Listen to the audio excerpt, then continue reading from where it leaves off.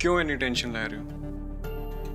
मैनू पता है कि तुसी पूरब तक पहुंचने के लिए कोई ना कोई रास्ता जरूर लभ लोगे ते मैनू इन्ना भी पूरा यकीन है कि तुसी पूरब नू जरूर मिलोगे। मैं तुहाडी हालत चंगी तरह समझदा। मैं जानदा कि तुहाडे कोल होर कोई भी, मेरा मतलब है कि तुसी रणवीर की हेल्प नहीं लेना चाहते इस मामले च, क्योंकि तुसी नहीं चाहते कि रणवीर नू पता लगे कि तुसी जिउंदे हो। ते दूजे पासे मिन्नी, उन्हें अलग जीना हराम किया होया साडा। मैं तो ये नहीं समझ आ रही कि आपां जाइए तो जाइए किहड़े पासे। खरा मैनू पता है कि मेरा हुण कोई हक नहीं बनता कि मैं मिन्नी ते रणवीर दे विच इंटरफेयर करा, पर मैं तो बस अपनी नन्ही बच्ची को मिस कर रही हूँ जिन्हों मैं अजे तक देखा भी नहीं है। मैं बस उन्हें एक बार देखना चाहनी हूँ, पर मैनू समझ नहीं आ रहा कि मैं मिनी नू इस चीज तक कितना एहसास दवावां कि मैं उन्होंने मिनी को खो के लेके जाना नहीं चाहती। मैं बस एक बार उन्होंने देख के मिलना चाहनी हूँ। पर हाँ, मैं पूरब नू अपने कोल वापस लेके आना चाहनी हूँ, क्योंकि जो सब कुछ भी हो रहा है ना, ये सब कुछ ना पूरब दी कोई गलती नहीं है। पूरब नाल गलत हो रहा है। पूरब तो इस दुनिया ते सिर्फ मैं ही हाँ। मैनू पूरब चाहिए है, पर समझ नहीं आ रहा मैं की करूं। उपरों हुण पूरब दा कंपटीशन, मैं पूरब नू वादा कर चुकी है कि मैं उहदे कंपटीशन से जाऊंगी। मैनू कुछ समझ नहीं आ रहा है कि मैं कितना चाहवा पूरब दे कंपटीशन च जाना ना एडी केड़ी वड्डी गल है। कोई ना कोई रास्ता जरूर निकल आऊगा ते तुहाडा वादा पूरा होएगा। रास्ता ते आपां कोल इक्को ही है कि मैं जाके ते रणवीर दे घरों वो कागज लेके आवां, जो कि मैं बिल्कुल नहीं जा सकती।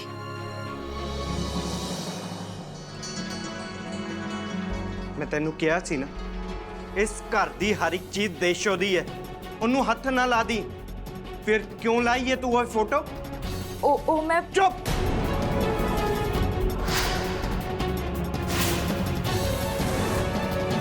बिल्कुल चुप, एक लफ्ज भी ना आ जाए मुंह बाहर। वो फोटो देशों दा इस घर च होने दा सबूत है।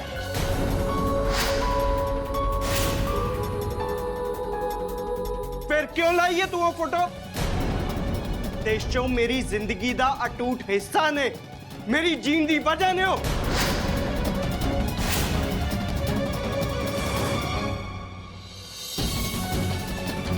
आई समझ?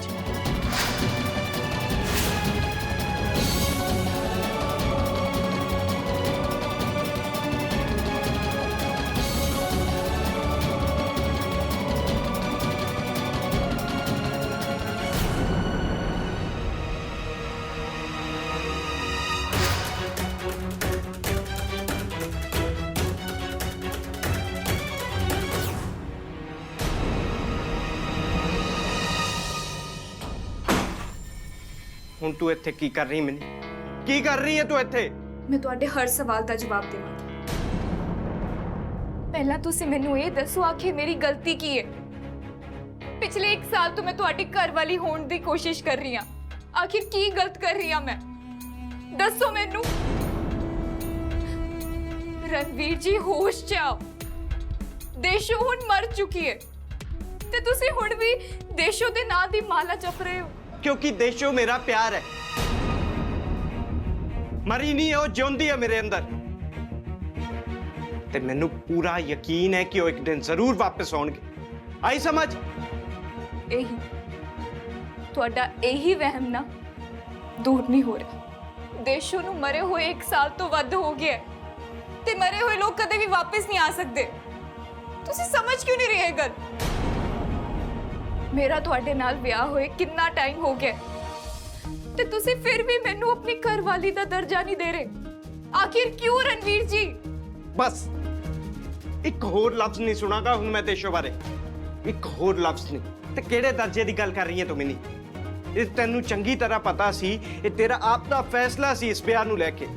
पर एदा मतलब ये तो नहीं ना रणवीर जी कि तुसी मेरे नाल ब्याह भी कर लो ते तुसी बाद च मैनू घरवाली भी ना मनो। ਤਾਂ ਇਹ ਤੈਨੂੰ ਨਾ ਵਿਆਹ ਤੋਂ ਪਹਿਲਾਂ ਸੋਚਣਾ ਚਾਹੀਦਾ ਸੀ। तू ही इस घर च रहना चाहती सी, इस बच्चे के नाल रहना चाहती सी, तां ही ये सब ब्याह का नाटक होया। ਭੁੱਲ ਗਈ ਹੈ ਕਿ ਯਾਦ ਹੈ ਤੈਨੂੰ ਕਿਸੇ ਨੇ ਕੋਈ ਨਾ ਜ਼ਬਰਦਸਤੀ ਨਹੀਂ ਕੀਤੀ ਸੀ ਤੇਰੇ ਨਾਲ ਤੂੰ ਆਪ ਇਹ ਫੈਸਲਾ ਕੀਤਾ ਸੀ ਤੇ ਹੁਣੇ ਨਾ ਇਹ ਵਿਚਾਰਾ ਹੁਣ ਦੀ ਐਕਟਿੰਗ ਕਰਨਾ ਬੰਦ ਕਰ ਦੇ ਬਹੁਤ ਹੋ ਗਿਆ ਮੇਰੇ ਅੱਗੇ ਨਹੀਂ ਚੱਲਣੀ ਤੇਰੀ ਐਕਟਿੰਗ ਤੂੰ ਸਾਰਿਆਂ ਨੂੰ ਇਹ ਸ਼ੋਅ ਕਰਦੀ ਰਹਿੰਦੀ ਹੈ ਜਿੱਦਾਂ ਪਤਾ ਨਹੀਂ ਤੇਰੇ ਉੱਤੇ ਕਿੰਨੇ ਜ਼ੁਲਮ ਹੋ ਰਹੇ ਨੇ ਬਸ ਕਰ ਹੁਣ ਬਹੁਤ ਹੋ ਗਿਆ ਹੁਣ ਮੈਂ ਤੇਰੀ ਨਾ ਸ਼ਕਲ ਵੀ ਨਹੀਂ ਦੇਖ ਸਕਦਾ ਚਲੀ ਜਾ ਤੂੰ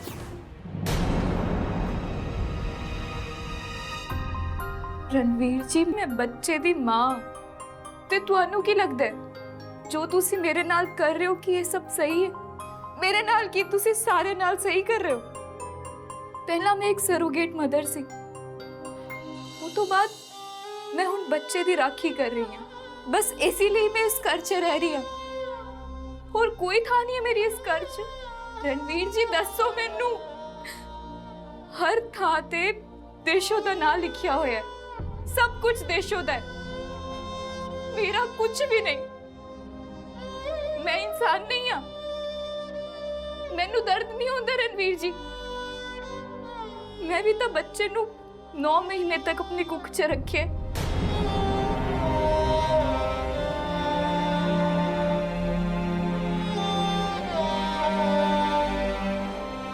तो वधिया हुंदा कि देशों दी जगह मैं मर जाती लड़ाई दी जड़ी खत्म हो जाती सारी हुण मैं की करा मैनू कुछ समझ नहीं आ रहा मैं कित्थे जावां रणवीर जी देख विनीत मैं तेरे दर्द नू चंगी तरह समझ सकता मैं तेरे दर्द नू महसूस कर सकदा मैं चंगी तरह जानदा कि तू किद्दां दा महसूस कर रही होएगी तेरे दिल उते की बीत रही होगी पर जो तू मेरे तो एक्सपेक्ट कर रही है ना मैंने वो मैं तेरे लिए नहीं कर सकता तेरे तेरी कोई गल नहीं है दुनिया दी कोई भी औरत ना मेरे दिल च देशों दी जगह ले ही नहीं सकती फिर भावे रब आप क्यों ना आ जाए ते मैनू इस गल दे लई कहे पर मैं ओदी गल भी नहीं मनूंगा क्योंकि मेरे दिल च सिर्फ देशो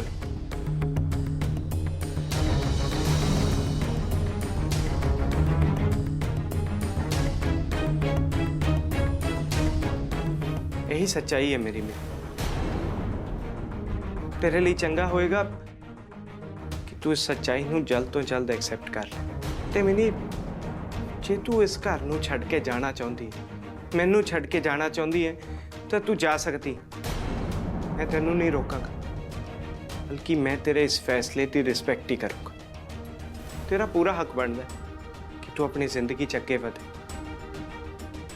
एक फ्यूचर होवे तेरा तो मैनू पूरा यकीन भी है कि तेनू ना एक बहुत चंगा लाइफ पार्टनर मिलूगा जो तेनू अपनी लाइफ वो थां दऊगा वो रिस्पेक्ट दूंगा जो तू मेरे तो एक्सपेक्ट करती मेरी जिंदगी तो इदा ही मैं तो इसी उम्मीद कि मेरी देशों ना जरूर वापस आएगी इस टाइम सारे यकीन नहीं कर रहे पर वो करेंगे जल्दी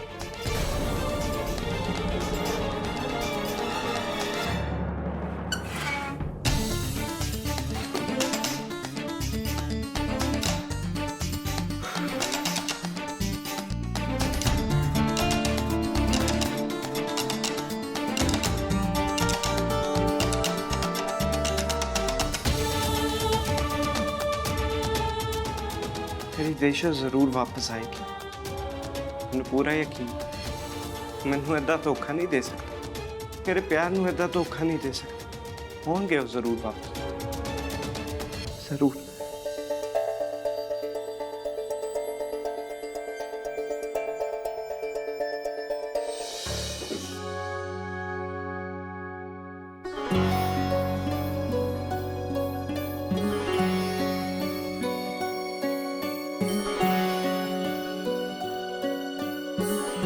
आज तो बहुत थकान होगी कुछ भी होर करने का जी नहीं कर रहा काश कोई थे वांग मेरा सर दबा दे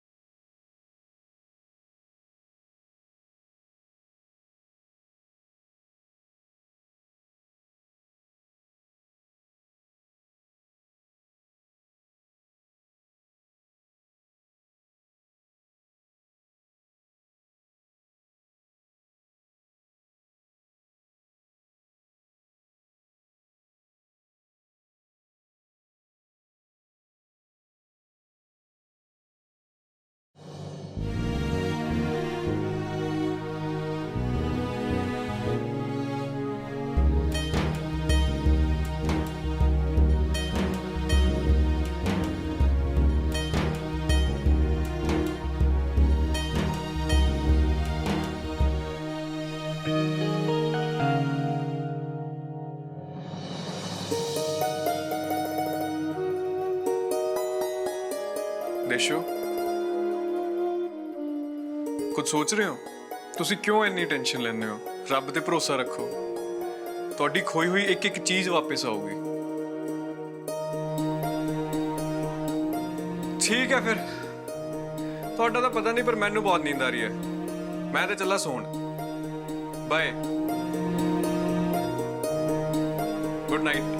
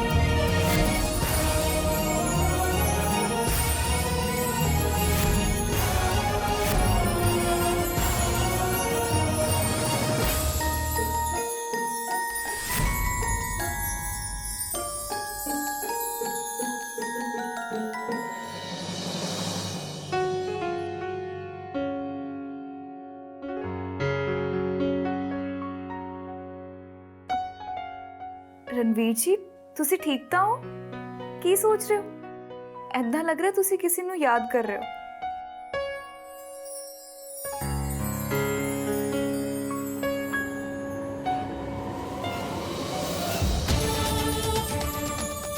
ਤੁਸੀਂ ਆ ਗਏ? ਮੈਨੂੰ ਲੱਗਾ ਸੀ ਕਿ ਤੁਸੀਂ ਕਦੇ ਨਹੀਂ ਆਓਗੇ। ਮੈਨੂੰ ਪਤਾ, ਮੈਂ ਤੁਹਾਡਾ ਕਿੰਨਾ ਇੰਤਜ਼ਾਰ ਕੀਤਾ। ਸਾਰੇ ਮੈਨੂੰ ਤੁਹਾਡੇ ਬਾਰੇ ਪਤਾ ਨਹੀਂ ਕੀ ਕਹਿ ਰਹੇ ਸੀ।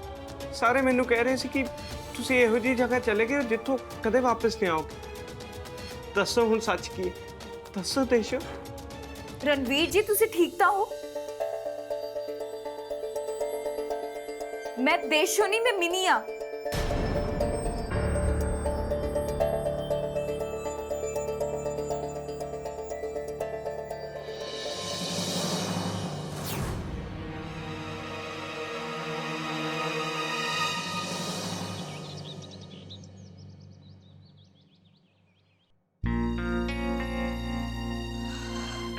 ਦਿਸ਼ੋ, हाँ जी। ਇਸ ਤੋਂ ਪਹਿਲਾਂ ਕਿ ਤੁਸੀਂ ਮੈਨੂੰ ਕੁਝ ਕਹੋ, ਮੈਂ ਤੁਹਾਨੂੰ ਕੁਝ ਕਹਿਣਾ ਚਾਹੁੰਦਾ। ਮੈਂ ਜੋ ਵੀ ਕਹਾਂਗਾ ਨਾ, ਮੇਰੀ ਗੱਲ ਧਿਆਨ ਨਾਲ ਸੁਣਿਓ। ਕੀ ਕਹਿਣਾ ਚਾਹੁੰਦੇ ਹੋ ਤੁਸੀਂ?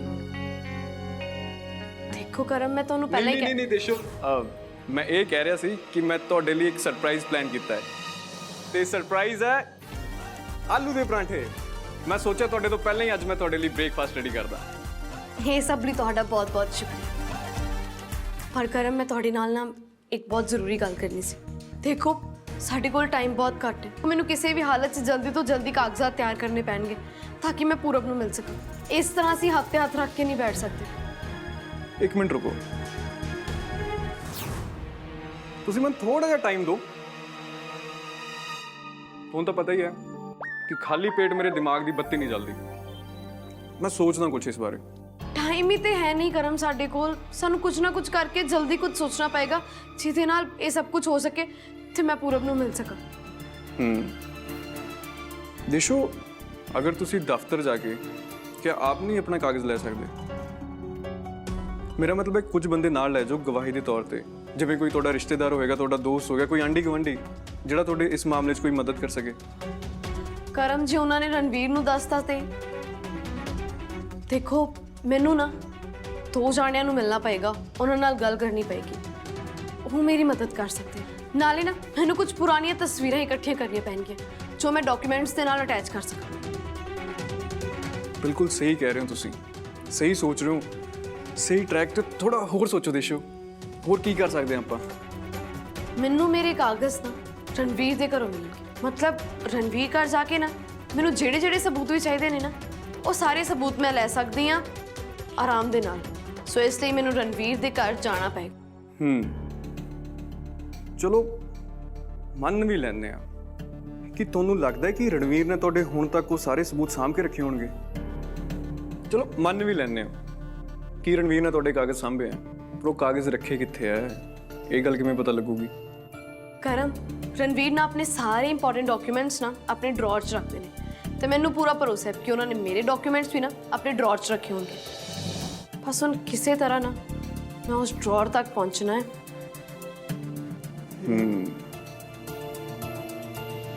ਤਾਂ ਸਾਡਾ ਅਗਲਾ ਟਾਸਕ ਹੈ ਰਣਵੀਰ ਦੇ ਘਰ ਜਾਣਾ, ਤੇ ਇਹੀ ਇੱਕ ਆਖਰੀ ਤਰੀਕਾ ਹੈ। ਸਾਨੂੰ ਉਹਦੇ ਘਰ ਹੀ ਜਾਣਾ ਪਏਗਾ, ਉਹਦੇ ਲਈ ਚਾਹੇ ਫਿਰ ਸਾਨੂੰ ਕੁਝ ਵੀ ਕਰਨਾ ਪਵੇ। ਤੁਸੀਂ ਬਿਲਕੁਲ ਸਹੀ ਕਹਿ ਰਹੇ ਹੋ। ਸਾਨੂੰ ਹੁਣ ਰਣਵੀਰ ਦੇ ਘਰ ਤੱਕ ਪਹੁੰਚਣਾ ਪਏਗਾ, ਉਹ ਵੀ ਬਿਨਾਂ ਕਿਸੇ ਨੂੰ ਪਤਾ ਲੱਗੇ ਤੇ ਬਿਨਾਂ ਕਿਸੇ ਦੀਆਂ ਨਜ਼ਰਾਂ 'ਚੋਂ ਆਏ। ਤੁਸੀਂ ਇੱਕ ਕੰਮ ਕਰਿਓ, ਮੈਂ ਤੇ ਰਣਵੀਰ ਦੇ ਘਰ ਜਾਊਂਗੀ ਆਪਣੇ ਕਾਗਜ਼ਾਤ ਲੈਣ, ਪਰ ਤੁਸੀਂ ਉਦੋਂ ਤੱਕ ਨਾ ਗਵਰਨਮੈਂਟ ਆਫਿਸ ਪਹੁੰਚ ਜਾਓ ਤੇ ਉੱਥੇ ਜਾ ਕੇ ਸਾਰੀ ਫਾਈਲ ਵਰਕ ਪਹਿਲਾਂ ਹੀ ਕੰਪਲੀਟ ਕਰ ਲਿਓ ਤਾਂ ਕਿ ਮੇਰੇ ਆਉਣ ਤੱਕ ਆਲਮੋਸਟ ਸਾਰਾ ਕੰਮ ਹੋਇਆ ਹੋਵੇ। ਤੁਸੀਂ ਦਫ਼ਤਰ ਦੀ ਚਿੰਤਾ ਨਾ ਕਰੋ, ਤੇ ਮੈਂ ਵੀ ਦਫ਼ਤਰ ਚਲਾ ਜਾਵਾਂਗਾ ਸਾਰੀ ਤਿਆਰੀ ਦੇ ਨਾਲ। ਤੁਸੀਂ ਰਣਵੀਰ ਦੇ ਘਰ ਜਾਣਾ, ਥੋੜਾ ਧਿਆਨ ਨਾਲ ਜਾਇਓ ਕਿਉਂਕਿ ਰਿਸਕ ਬਹੁਤ ਜ਼ਿਆਦਾ ਹੈ। ਚਲੋ ਆਓ ਫਿਰ ਕਰਦੇ ਹਾਂ ਬ੍ਰੇਕਫਾਸਟ। ਮੈਂ ਕਿਹਾ ਸੀਗਾ ਨਾ ਕਿ ਨਾਸ਼ਤੇ ਨਾਲ ਮੇਰੇ ਦਿਮਾਗ ਦੀ ਬੱਤੀ ਜਲ ਜਾਊਗੀ। ਦੇਸ਼ਪ੍ਰੀਤ ਦੇ ਖਾਣ ਪੀਣ ਦਾ ਤੁਸੀਂ ਖਾਸ ਧਿਆਨ ਰੱਖਿਓ। ਜੋ ਮੈਂ ਤੁਹਾਨੂੰ ਕਿਹਾ ਪਲੀਜ਼ ਉਹੀ ਖਵਾਣਾ। ਠੀਕ ਹੈ ਮੈਡਮ ਜੀ, ਤੁਸੀਂ ਫਿਕਰ ਨਾ ਕਰੋ। ਮਿਨੀ ਆਪਾਂ ਚੱਲੀਏ ਕਿਤੇ, ਆਪਾਂ ਲੇਟ ਨਾ ਹੋ ਜੀ। ਤੁਹਾਨੂੰ ਮੈਂ ਜੋ ਕਿਹਾ ਤੁਸੀਂ ਸਮਝ ਗਏ ਨਾ? ਹਾਂਜੀ ਮੈਡਮ। ਜੇ ਮੈਂ ਫੋਨ ਨਾ ਚੁੱਕ ਪਾਵਾਂ ਤੁਸੀਂ ਨਾ ਮਾਇਆ ਦੀਦੀ ਨੂੰ ਕਹਿ ਦੇਣਾ, ਠੀਕ ਹੈ? ਉਹ ਤੁਹਾਨੂੰ ਦੱਸ ਦੇਗੀ। ਠੀਕ ਹੈ ਮੈਡਮ ਜੀ। ਮਿਨੀ ਚਲੀ, ਮੈਂ ਉੱਥੇ ਥੋੜਾ ਜਲਦੀ ਪਹੁੰਚਣਾ ਚਾਹੁੰਦਾ ਤਾਂ ਕਿ ਮੈਂ ਪੂਰਵ ਨਾਲ ਥੋੜੀ ਗੱਲ ਕਰ ਲਾਂ ਉਹਦਾ ਕੰਪੀਟੀਸ਼ਨ ਸ਼ੁਰੂ ਹੋਣ ਤੋਂ ਪਹਿਲਾਂ। ਹਾਂਜੀ ਚੱਲਦੇ ਹਾਂ। ਇੱਕ ਮਿੰਟ, ਪਰਸ। Thank you. ਚਲੋ। ਜੋ ਮੈਂ ਕਿਹਾ ਤੁਸੀਂ ਸਮਝ ਗਏ ਨਾ? ਹਾਂਜੀ। ਪਲੀਜ਼ ਖਾਸ ਧਿਆਨ ਰੱਖਿਓ। ਠੀਕ ਹੈ ਮੈਡਮ।